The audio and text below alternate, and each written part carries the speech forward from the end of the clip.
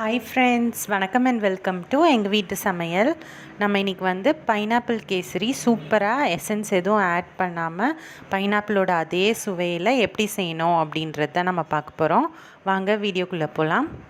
நம்ம இன்றைக்கி ஒரு ஸ்வீட் டிஷ்ஷு தான் செஞ்சு காட்ட போகிறோம்.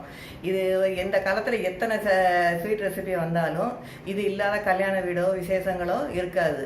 அது என்னன்னு பார்க்குறீங்களா? அதான் ரவா கேசரி. அதை வந்து நாங்கள் பைனாப்பிள் போட்டு பைனாப்பிள் ரவா கேசரியை செஞ்சு காட்ட போகிறோம். வாங்க எப்படி செய்யலான்னு பார்க்கலாம்.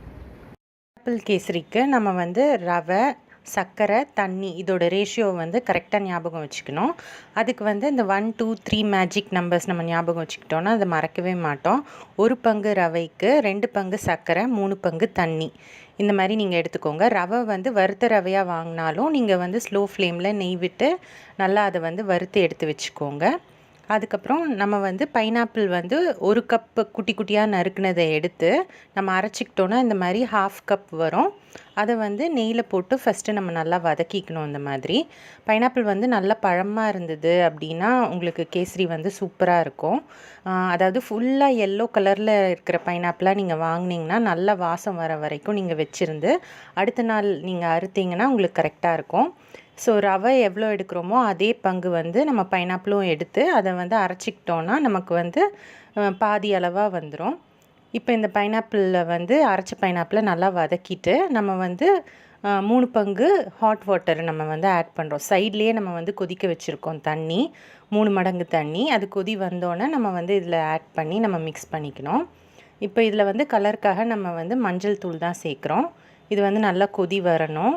கொதி வந்தோடனே நம்ம வச்சுருக்க நம்ம ரவையை, வறுத்த ரவையை வந்து இதில் ஆட் பண்ணணும். கொஞ்சம் கொஞ்சமாக கட்டி தட்டாமல் நல்லா கிளறிக்கோங்க. பைனாப்பிள் வந்து இதில் நம்ம வந்து நல்லா அரைச்சி நம்ம ஆட் பண்ணுறோம். ரொம்ப சூப்பராக இருக்கும்.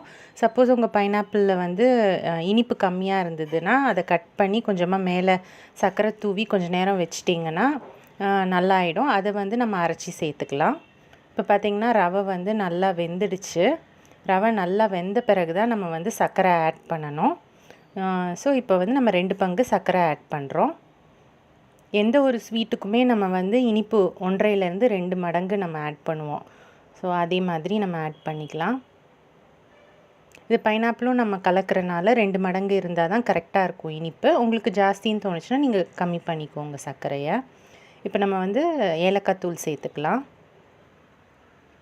சர்க்கரை சேர்த்தோன்னே அது வந்து இதாக ஆரம்பிக்கும், கரைய ஆரம்பிக்கும். இப்போ நல்லா செவக்க வறுத்த முந்திரியையும் திராட்சையும் நம்ம இதில் ஆட் பண்ணிக்கலாம். கொஞ்சம் நேரம் நீங்கள் கிண்டுனீங்க அப்படின்னா அது வந்து எல்லாம் நல்லா ஒன்றா சேர்ந்து வந்துடும். இது வந்து கொஞ்சம் லூஸாக இருக்கிற மாதிரி இருந்தாலும் ஆறின பிறகு உங்களுக்கு வந்து கரெக்டான பக்குவத்துக்கு வந்துடும். இப்போது நம்மளோட சுவையான பைனாப்பிள் கேசரி வந்து சூப்பராக தயாராகிடுச்சு. சுட சுட ஆவி பறக்கிற செம்ம வாசமாக இருக்கும். வீடே பைனாப்பிள் வாசமாக இருக்கும். சில பேர் வந்து இதை வந்து நறுக்கியும் போடுவாங்க. அந்த மாதிரி நறுக்கி போட்டால் வாயில் கொஞ்சம் நறுக்குன்னு கடிக்கிற மாதிரி இருக்கும்.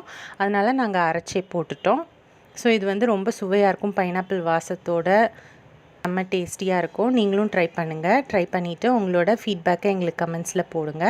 இந்த வீடியோ உங்களுக்கு பிடிச்சிருந்ததுன்னா லைக் பண்ணுங்கள், ஷேர் பண்ணுங்கள், சப்ஸ்கிரைப் பண்ணுங்கள். மறக்காமல் பெல் பட்டனையும் டேப் பண்ணுங்கள். அப்போ தான் எங்களோட ரெகுலர் அப்டேட்ஸ் உங்களுக்கு வந்து சேரும். தேங்க்யூ.